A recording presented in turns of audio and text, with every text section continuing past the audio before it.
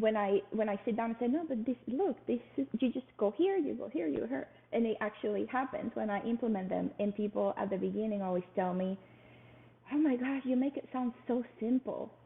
And I know it's hard, and it's not until you go through and then you look in retrospect and it's like we make it more complicated than it really needs to be, because we're humans and because we have these social contracts and because we have personal interests and collective interests, and we need to manage through all of that.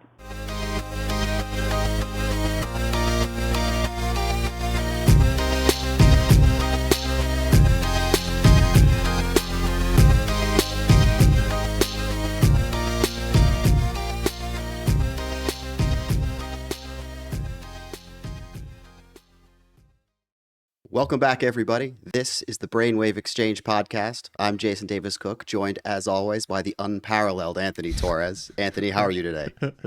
I love the intros, man. I'm doing good. Lindsay, glad you're here. Jason, glad to be here with you. Stuff. Anthony, let me ask you a question. What do you know about generative humanism? Not a lot. I think we're going to find out today. Yeah, the good news is Lindsay can tell us. Lindsay, welcome. Well, this is going to be a fun conversation, it sounds like. Anthony does have a little insider, so I just want to call that out. Anthony, you holding out on us? You know more than you're letting on? Lindsay and I have been talking for about a month, 2 months, something like that. Yeah. So I have a little clue, but we'll leave it to the experts to tell you the story. Excellent. Just to give a little bit of background for Lindsay. Lindsay is the founder and CEO of Human as Usual, where she focuses on healthy hypergrowth and generative humanism for scale-ups and hypergrowth companies. Her work aligns closely with humanity-centric business practices, which is such a crucial element for business success. She brings with her a long-standing corporate career in organizational transformation in Fortune 500 companies, leading high-visibility initiatives around the complexities of scaling up while maintaining ethical and inspiring leadership. Ooh, that's a lot of really awesome sounding stuff. I really like the sound of ethical and inspiring leadership in all of that, because too often people are taken advantage of, especially in like hyper-growth situations. So yeah. I'm interested a lot in learning more about that. I'll be happy to share everything I've come to have convictions around. I feel like a lot of it, when we talk about human centricity and inspiration and all these things, have also been commoditized in ways that have become impossible to understand how to operationalize them and how to really, become somebody who is inspirational and who believes in organizations for what they are, a bunch of people in a place working together, trying to do awesome things. So. Well, before we just ran into some technical difficulties, Lindsay, we were talking about, maintaining ethical and inspiring leadership and the things that sort of that you've noticed. And what I'm really curious about is, what experiences have you had that kind of made you want to focus on this? Well, so there are a few parts. There's a personal point of view that I have, and then there's my professional exposure that landed in reconciling this idea. From a professional standpoint, my career has been focused on deep assessment of organizations. In order to drive transformation and execute programs, I have to go in and assess a 360 view of what's going on and where the pain points are, and the opportunities and the threats and all these different things, right, that we know as, tactical interventions, right, to get to understand the current state of an organization. What came very solid for me after 20 years of doing that and collecting a ton of data and talking to a lot of people in different kinds of organizations is that a lot of the issues that get in the way of implementing what could be a good idea, a good solution for an organization, a good vision, do not primarily come from an issue in the process or an issue with obsolete technologies or something that's more tangible. What really gets in the way of that, and where more likely, transformation initiatives are gonna fall through, have to do with the human capability, like how we relate to each other, how leaders show up to lead, how intentional we are with our philosophical ideas, right, and transforming those into a vision and walking the talk, like most people say, that we are truly offering the organization something that people feel they're contributing to something higher than themselves. And these are things that we hear a lot about, and I'm talking them from the perspective of data, like the common data that I saw across my work always landed there. And what was eye-opening for me is that even though those are very strong data points, the actions towards that are always superficial. They're always understood more as, we need to have this type of messaging, or we need to have a session for people to contribute feedback, but there was not necessarily action. There's not actual models and frameworks and executionable, perspectives and trajectories that can help people understand, well, how do I take an organization from actually achieving a higher purpose? And so that was problematic, because when you try to transform an organization and you're trying to tell an organization, the future is going to be better if you follow me, when the deeper human connection that is needed to create that, credibility is not there, a lot of bad things happen. There's a lot of decisions that are being done poorly, that translate into actions that are executed poorly. There's a lot of infight that happens because we're not necessarily being guided in a direction where we can see a common, output of what we're trying to do. And so everything becomes very lip service, and everything becomes very silo driven. But it all comes from the basic fundamental that we are humans in an organization trying to understand each other, trying to believe that what we're being said is actually true. And when we realize that it's not, then we check out. We don't want to participate in that. And so I've been in big programs where those type of data points were taken seriously and were enacted, and we acted upon that. And the transformation actually happened, and we saw it from the beginning to the end, and we were able to look retrospectively and say, oh my God, this actually can happen. We can actually transform. We can be different people in a different environment, in a different way of doing things, without compromising, right, our unique worth and our unique way to contribute to the organization. And it was very powerful. And I also had experiences where the opposite was also true, where, when we didn't really pay attention to these subtleties, quote unquote, and we thought it was more a messaging issue or something more superficial, it had a big repercussion on initiatives falling through the cracks, and in a lot of lack of integrity, honestly, that took place in those initiatives that pretty much grossed everything.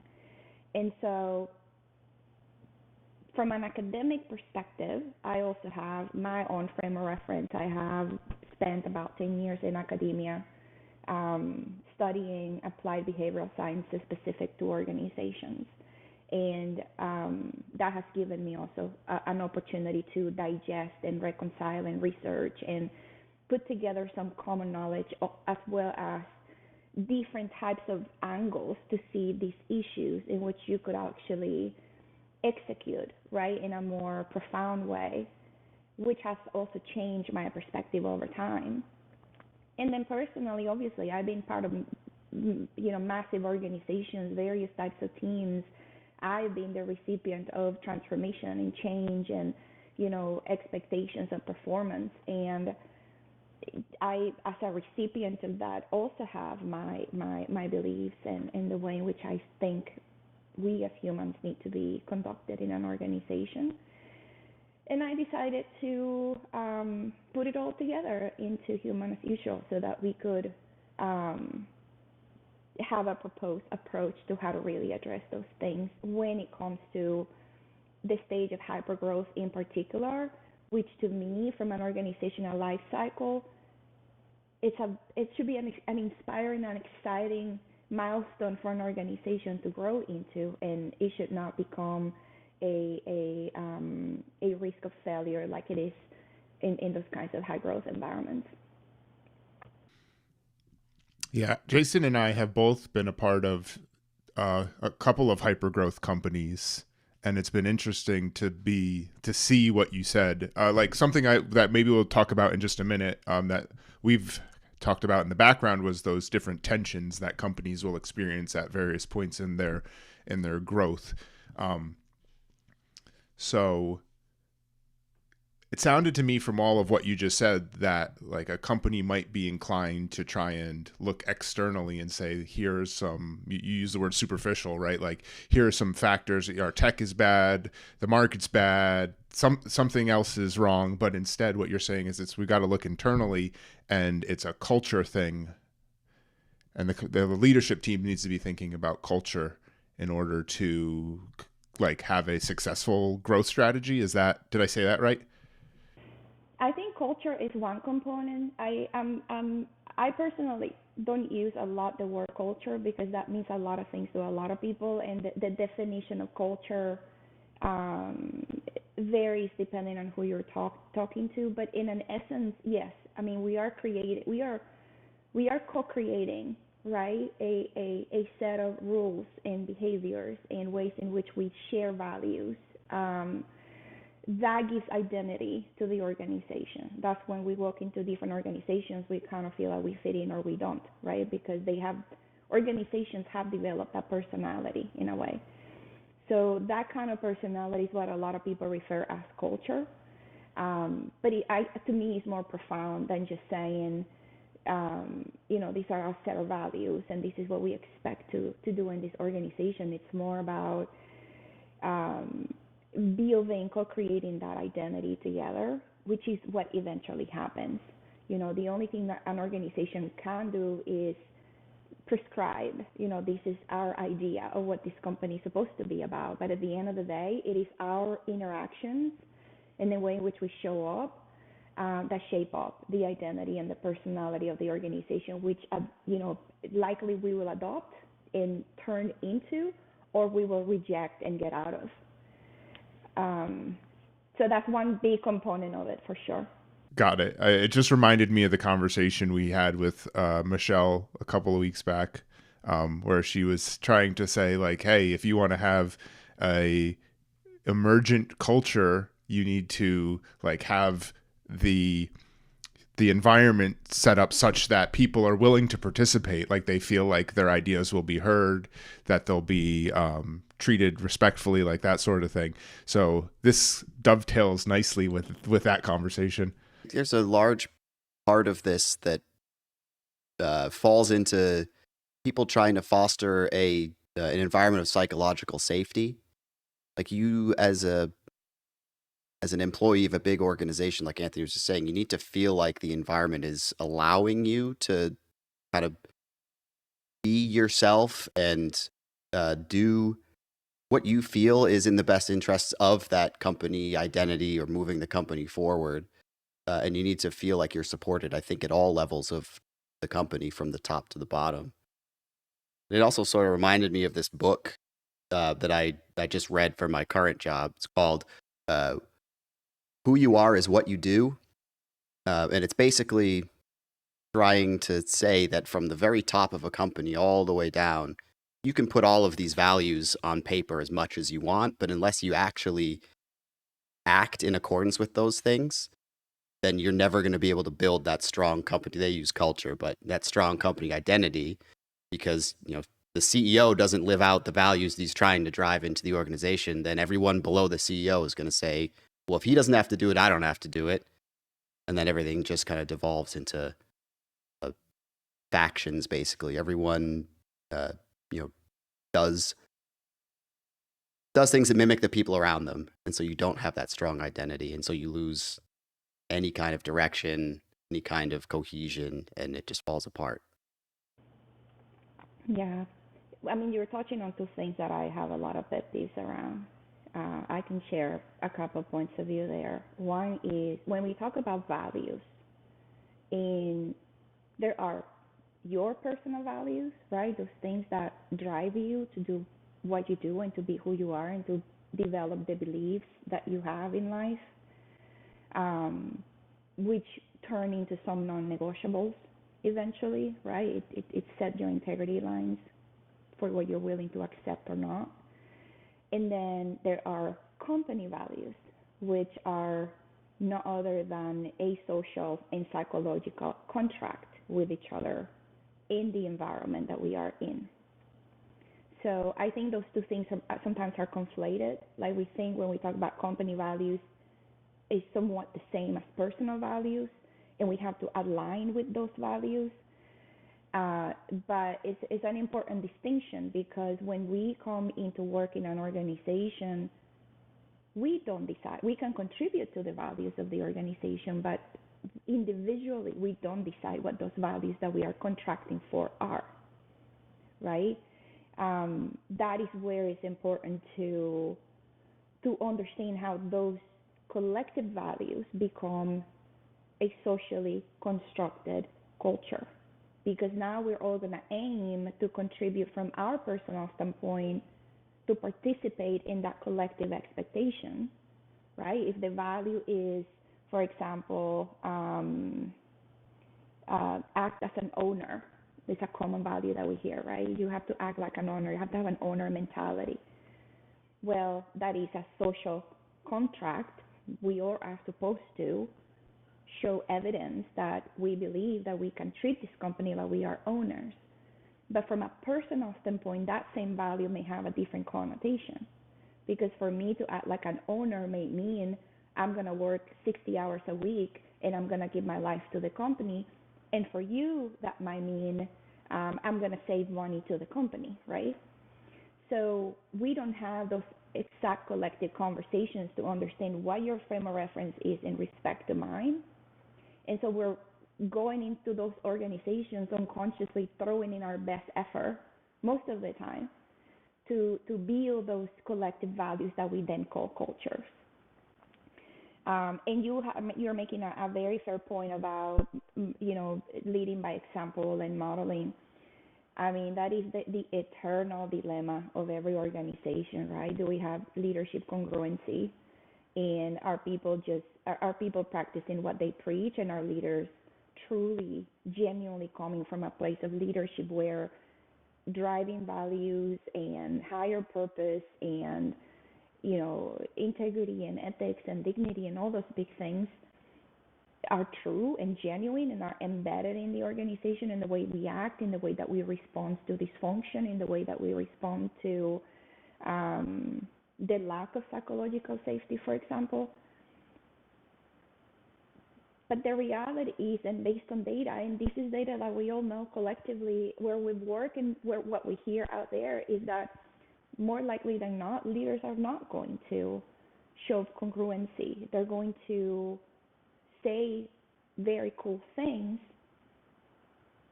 and in the best case, they're going to try to follow those things, but in the worst cases, they're probably going to act contradictory to what they say. And that creates a lot of big problems for the rest of the people. I mean, it does affect psychological safety, because to begin with, for psychological safety to be able to really truly exist, we need to have an environment of genuine empathy. Psychological safety does not survive without empathy. And if you have leaders that are contradictory, that are not necessarily following through, that are not necessarily, true to their values, they cannot demonstrate empathy. They don't know how to, relate to other people. And so it could be a big setup for everybody. So I wanted to ask, what happens to companies in your experience who ignore what you're advising they pay attention to, right? So they have the data and it doesn't change the behavior of the leadership team. It doesn't propagate down to the people. Like, what's at stake? And then maybe after that you can talk about, and what is human as usual doing, and how can you help those companies? Yeah, I mean there is there are a lot of statistics out there, right? A lot of people are trying to measure these things. From an anecdotal point of view, what I've seen happen recurrently is that initiatives of high visibility that have the potential to create a very important impact in the organization and even outside of the organization either fall through the cracks, they just cannot be implemented at all. The company does not have the foundational capabilities to let those big initiatives even take off and continue on to the end. Or they hit up, they start, they take some traction, and then they hit a wall and they regress and they have to start over several times before they can hopefully at some point, after they waste their resources and money and time and staff and psychological safety and all these things, somebody picks it up and say, okay, we're going to make it happen now after 3, 4, 5, 7 attempts. In the best case, right, when they do pay attention to the data, what happens with these initiatives is that they take off and you can do them and you can stay on time and you can actually see the changes evolving in real time. To your point of Michelle earlier, this idea of emergence is of crucial importance to understand, because we are no longer living in environments where you can plan from end to end how things are going to turn out. You can have an idea of how you're going to execute, but you have to be prepared that you're constantly dealing with emergent issues, roadblocks, risks, right? Surprising, good results. Like there's always something in the process of implementing these big initiatives that take you by surprise, that you were not necessarily planning for, and you have to be able to accommodate those things. So in the best case scenario, when they do pay attention to this data, where people are coming together, where we understand the difference between collective values and personal values and how those play out in the process of implementation, when leaders are in alignment with what is being communicated, where they're also contributing to the actions that are required of them to create those kinds of environments, then those initiatives actually are able to go through the process of change and overcome the roadblocks and get to the finish line. And then the process starts all over again, because this never ends, right? But they have, in the best cases, those that do make it, then they have built a level of tolerance for ambiguity. They build a level of resilience, which is another common word. So by the time they need to take on the other next challenge, they're more prepared, they're more equipped to do that. And so that creates a better longevity for the organization as well, or long-term viability. So having lived through that and having executed on that and having studied that, what I did is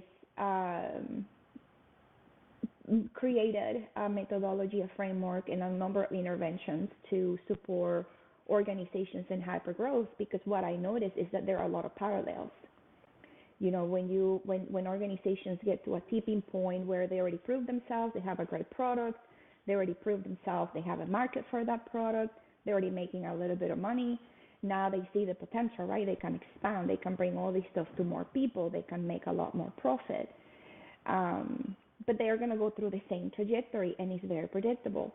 They're going to get to a tipping point, they're going to start growing, and depending on how strong the foundation is and how strong the human capability is, they're either going to break out and grow, they're going to decline and decay, or decay and decline, or they're going to regress and start over many, many, many, many times until hopefully at some point they either grow or fall. And so I saw the pattern, and it's very similar, and it goes back to the same set of data, same set of requirements, and same set of understanding trajectory. Because when you're talking about hypergrowth, you are inevitably talking about change. And when you're talking about change, you're inevitably talking about human tension. Those things go hand in hand. And so it's I think, from my point of view, it's easy to be intentional in anticipating where. It's kind of like strategizing for a baseball game. I'm a former baseball mom, so right, when you put your team out in the baseball field, you have certain predictable strategies. You know where the bases are, you know where the positions are, right? And then they're unpredictables. You can get a fly ball, you can get a curveball, you can be like, there's so many different things that you have to play in real time. I think it's the same. And I want to offer that perspective, and I want to simplify it, and in a way also make it a way that we can think deeper as to how we can be intentional in those stages. And it sounds like it's good for everyone, right? It's good for the founders of the business because they're able to see their idea come to life.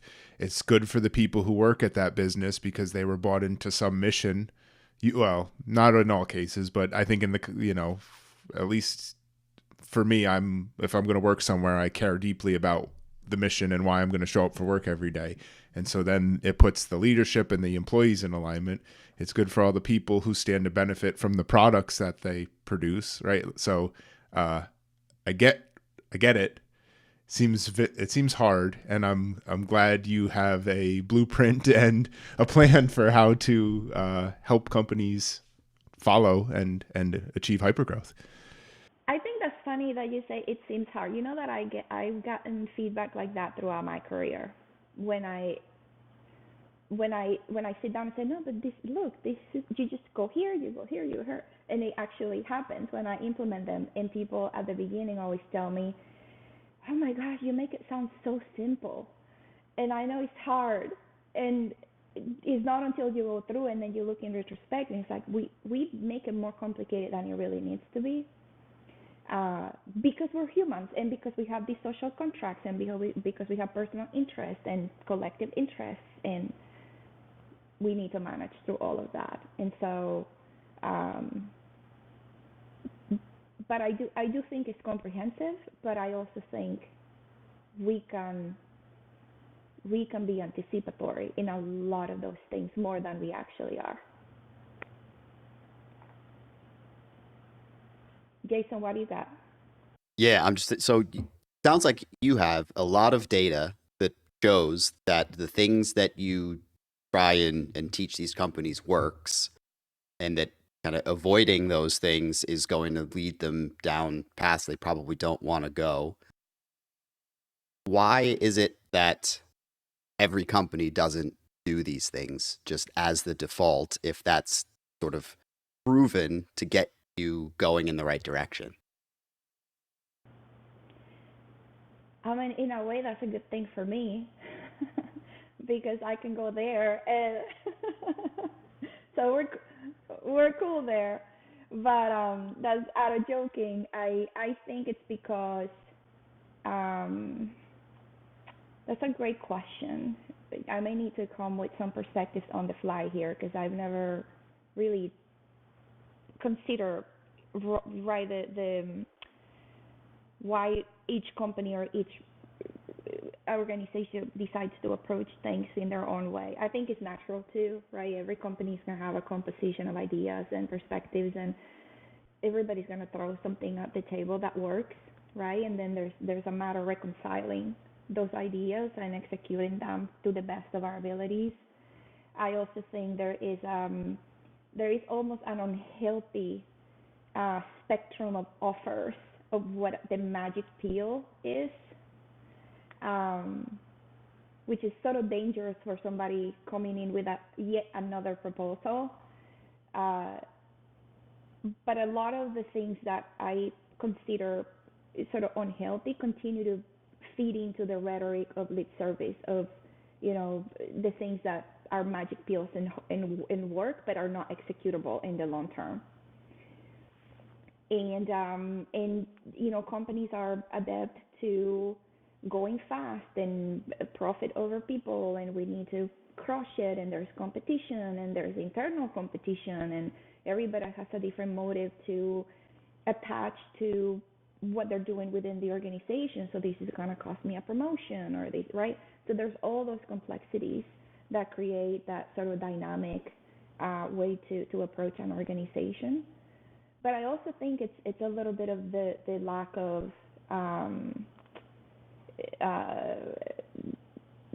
deep perspective on, and people are fearful of going into the human challenges. That's another part of it. We are fearful of the repercussions of sitting down and having a deep conversation that may include disagreements. We don't know how to handle that. We don't have the skill set, right? It's true too that there are work environments that are very toxic that do not create the environment for that either, and so people are nervous of repercussion and retaliation and whatnot. And so that shapes up, right? What is tolerable here? What can we tolerate? What approaches make sense? What can we talk about? How can, not every execution approach works everywhere. So we have to sometimes adopt those kinds of different ways of executing on change and achieving the things that we're here to do. So I think it's a combination of all of that. I don't have a straightforward answer. And I think it's reached too that, we can continue to innovate. My pet peeve in that is we need to innovate responsibly. We need to have all the ideas we need to think big, and we need to blow minds and all that. But there is a layer of responsibility that comes to that we sometimes don't want to go into, because it requires a deeper intervention at the human level that people don't know how to address. If you're someone who's in a hypergrowth company now, and you feel like everything is just lip service, and there's no real identity, and sort of you're in the traps that these companies fall into, is there something you can do in a position of non-management to try and get out of that, or are you just sort of stuck along for the ride?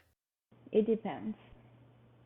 I think as a non-management individual, you still have your personal leadership, right? You still have who you are and what you stand for. You still have the opportunity to use these challenges in the workplace to shape up your vision for you as a future leader with management responsibilities. Sometimes these are sound boxes for us as humans, right? To learn to go into, out of our comfort zone and try different behaviors and find our own internal motivations and whatnot. And I think we still need to do that. We cannot embrace a perspective where we are bystanders, or I'm just going to sit back and let things fall through, or that's not my problem, or, right? We have to, for our own personal ethics and integrity, we have to figure out how this shapes our character. And in doing that, we are pushing the status quo. We are interjecting new ideas. We are asking the right questions. We are shining light on things that may start sparking other kinds of thinking, right? And that is what leaders do. And that's how we contribute to the culture, and that's how we, right, agree on collective values and all those things. So while this is an opportunity that does not come to your mental health and physical health detriment, I think it's worth sticking for the ride. Because it is in those moments of tension and challenge and trying to figure out how we're going to do this, how we're going to overcome, that we grow and we expand and we build better backbone for the future. The line for me is when the environment is detrimental to who you are as a person, to your worth, to your integrity, to your mental health, to your sanity. That is the line for me when either has to be a really important intervention from a leadership standpoint to recognize there's an environment that's creating this in people or for people. And when there's not that, then it's your time to take a decision for yourself and be able to say, this is not an environment where I'm going to grow. This is not an environment that respects me. And you need to make the consideration of continuing to find where you can grow and become a better leader yourself over time. But I do think we need to give it a chance first, and I think we need to try to stick around, because no company is perfect. We're never going to walk into a working environment that is just set out for us, right? In a way, we're being brought in because we have capabilities and we have knowledge and we have ideas and we have enthusiasm to contribute into the organization. And that's the cool thing of having a career. And we're going to work into organizations that are made up of all kinds of things, people from all walks of life, people of different tenure, generationally, culturally, right? We have to be able to see systemically. I have a mentor who always, I have a mentor, he's still with us, who always tells me, the one with the largest view wins. We always have to develop a largest view. It's never what is right in front of you. And so these type of hypergrowth environments give us that opportunity to stretch. And we have to take every chance we have to that until or if it becomes detrimental to our own personal integrity. I like that. That makes sense. I wanted to ask, we're starting to get towards the end here, but did we cover what generative humanism means? I think we have, but I can give you a more rounded, definition, at least as I define it. So, generative humanism, it's more than a philosophy. It is, so hypergrowth for the most part is talked about in terms of market and revenue, right, and product and those tangible things. Generativity has been now going mainstream with generative AI, right? It's being technologized, if that's a word, right? But we've never, at least in my lifetime, have a conversation about what it means to be generative as a human, because that is an actual human capability we've had for as long as we've been human, for 200,000 years. And so it is, from a hypergrowth perspective, what I mean by generative humanism is that instead of looking at the organization as the means to expand markets and revenue alone, we are looking at it as the means to expand humanity, to expand human potential in a way, right? Where we are cultivating work environments that are rooted in dignity, in community, ethical integrity, where we provide a path for the kind of growth that not only gives benefits to a small group of people, but is really considered the well-being of multiple stakeholders that are embedded in the success of those outcomes. And I think this perspective is crucial to how we then expand into markets and expand into other capacities the organization can produce. The work is done by humans, and the product or service is received by humans. It's only by expanding the human capability that we can make an organization truly successful from every front. That makes a ton of sense. So, wrapping up here, we want to ask you, what are your goals for both yourself and for Human as Usual, and how can we and our listeners help you with those goals? For myself, I would love to, continue to have these conversations. They seem basic, but they really are profound when we stop time and we say, let's dive deeper into this. Let's connect on the pieces that bring us together in recognizing what the problems are, in how can we really do something about them? So more conversations about that I welcome, either in this format or on LinkedIn, where I'm very active. I'm always putting some thoughts out there to kind of, create interaction. For Human as Usual, I am working on a few programs actually to start bringing this closer to the people I think can benefit the most from. Some programs are going to be large scale, some others are going to be more immediate, like immediate workshops for leaders and founders and investors to grasp the idea of generative humanism in the hypergrowth stage. I will be sharing some of those soon, probably in the next couple of weeks. I would love for people to consider participating, because it's another incubator to start breaking out these type of conversations and looking at the process differently. And my goal is that we truly embrace that the only way forward is finding each other. We need to tap into our shared humanity. We are living in very complicated times in every front, and we don't need to shy away from that. And we need to be optimistic that we are going to move through that. But we also need to be confronting our realities and having the conversations we need to have, and we need to find each other as humans in this process to support each other through it.